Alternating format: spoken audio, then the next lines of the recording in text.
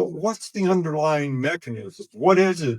How was it that the hypnotherapy intervention actually improved? And so sometimes therapists, they may do an intervention without really fully thinking through, like, what is it that's really going on to bring about this positive benefit that we often see? And, does it have to do something that's going on in the brain? Is it relationship? Is it placebo? Or what are the factors that theoretically, even if we don't know, we can theorize about potential effects or mechanisms? Hypnotherapy, clinical hypnosis, experimental hypnosis has a long history. Historical papers are of interest, especially if they're bringing in some new information, like there may be some aspect of hypnosis or in the history of hypnosis that has not yet been fully examined or that may help us inform our current practice. Case studies, which I'll talk more about.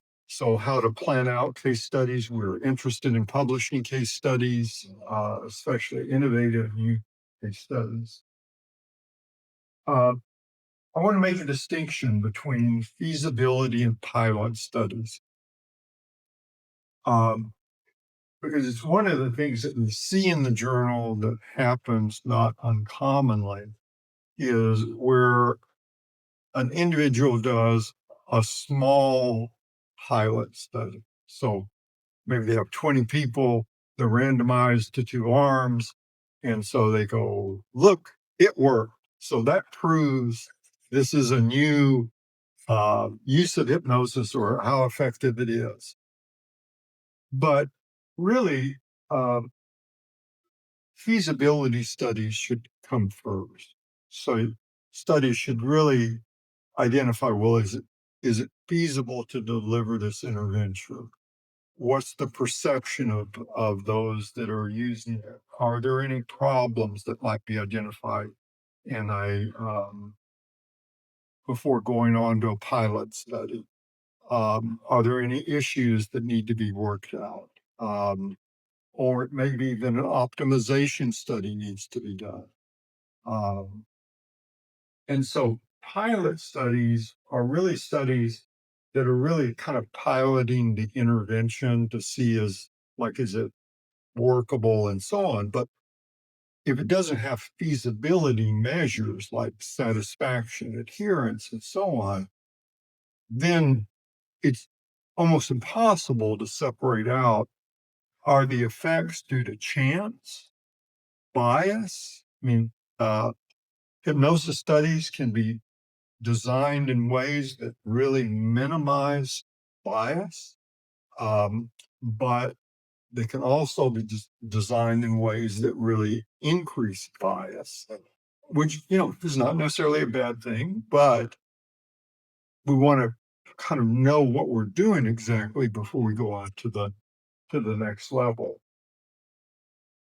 Detect a signal. So, like, I'm going back to the mechanistic part. Like, when a study is designed, even if it's a case study, it should have a conceptual framework. So, like, what I mean is, if hypnosis reduces pain, if it relieves a symptom, if it improves someone's vision, whatever it might be, then there must be some underlying mechanism, either a psychological mechanism or a physiological mechanism or some type of mechanism. And so these kind of studies, they aren't designed so much to show effect as, well, can we actually measure what we believe to be the underlying mechanism? Can we detect a signal? Is it measurable or not?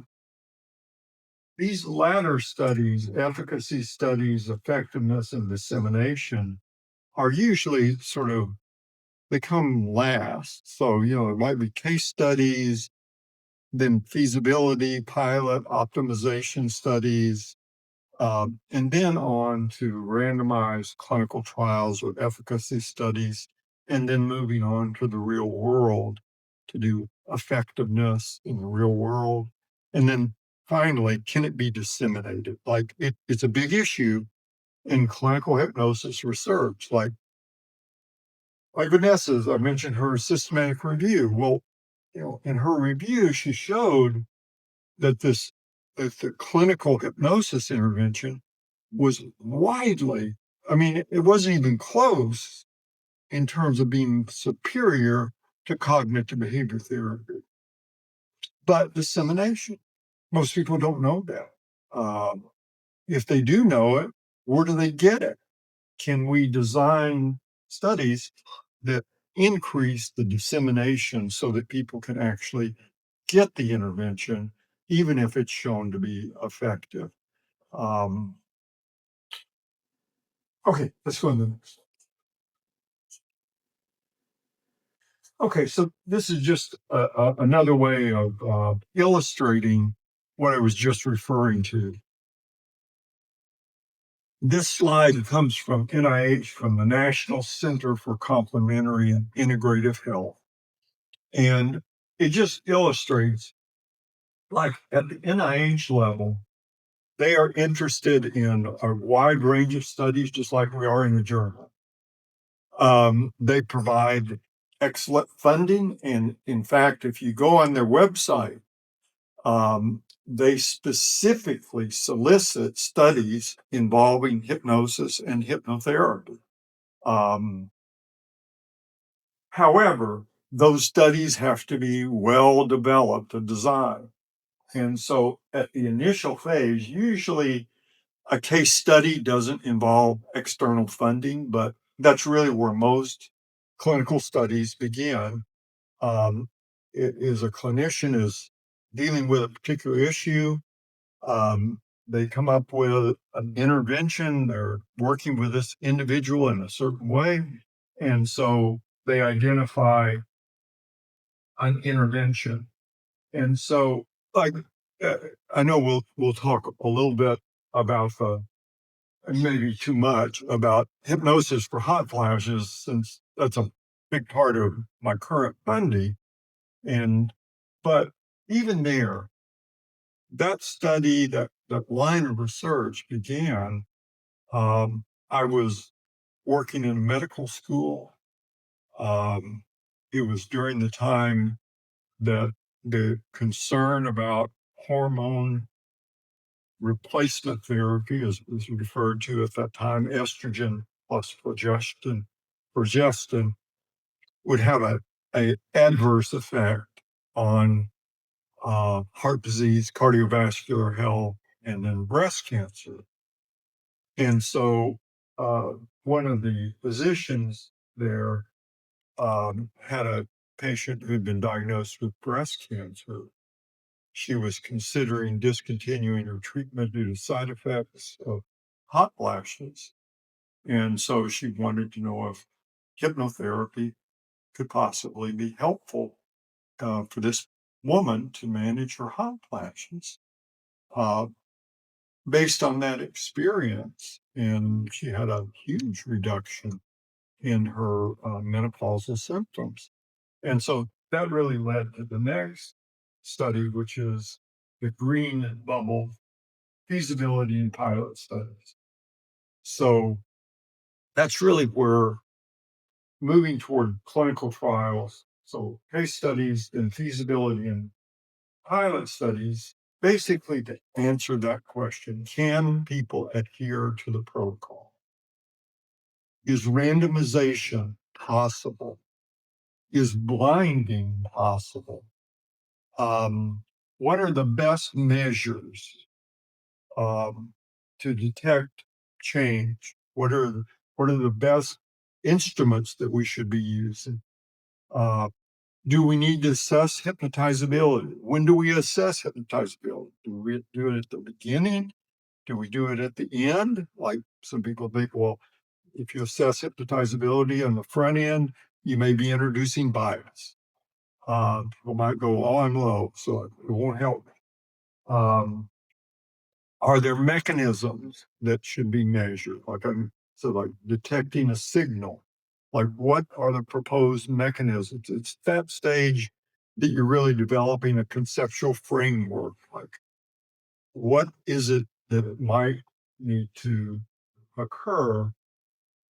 And then that goes on to intervention, development, and refinement. And for hypnotherapy research, this is really an important aspect because not all hypnotherapy interventions are the same. So, hypnotherapy for pain management looks very different than hypnotherapy for irritable bowel syndrome. Um, it looks very different than hypnotherapy for smoking cessation. And so we can't just say, well, it's hypnotherapy, but it has to be like a protocol, a manual, an intervention that can be replicated and developed. And so, really, that's the stage where if the intervention has potential, can it be optimized in some way? Like, in other words, what's the ideal number of sessions? Is one session enough, or do people need 5 or 10 or 12? Um, does it need to involve self hypnosis practice? Do we provide people with audio recordings? Like, you really want to be sure the intervention is as good as it can be before going on to the next level. So once the intervention has been optimized for a future study, we are then moving on to an efficacy study usually. So jumping back over here.